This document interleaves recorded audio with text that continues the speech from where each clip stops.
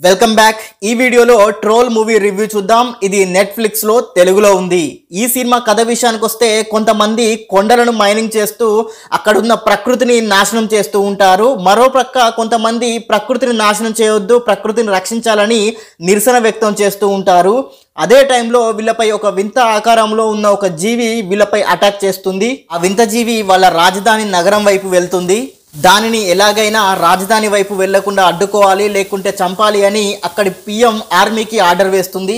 అసలు ఆ వింత జీవి ఏంటి, ఎందుకు వీళ్ళపై అటాక్ చేసింది, వీళ్ళు దాన్ని చంపారా లేదా అనేదే ఈ సినిమా మెయిన్ స్టోరీ. ఈ సినిమాని ఫ్యామిలీతో చూడొచ్చా? ఎస్, ఈ సినిమాని ఫ్యామిలీతో చూడొచ్చు. అడల్ట్ కంటెంట్ లేదు. ఈ సినిమా ప్లస్ పాయింట్స్ విషయానికి వస్తే మెయిన్ స్టోరీ లైన్ బాగుంది. ఇందులో యాక్ట్ చేసిన వాళ్ళ యాక్టింగ్ బాగుంది. కొన్ని సీన్స్ లో విజువల్స్ పర్లేదు అనిపించింది. మైనస్ పాయింట్స్ విషయానికి వస్తే స్టోరీ లైన్ బాగున్నప్పటికీ దాన్ని పర్ఫెక్ట్ గా స్క్రీన్ పై చూపెట్టలేకపోయారు. సినిమా లెంత్ 1:43 మాత్రమే ఉన్నప్పటికీ అక్కడక్కడ సాగదీసినట్టు అనిపిస్తుంది. సినిమా ఎండింగ్ ఇన్కంప్లీట్ గా ఉంది అనిపించింది.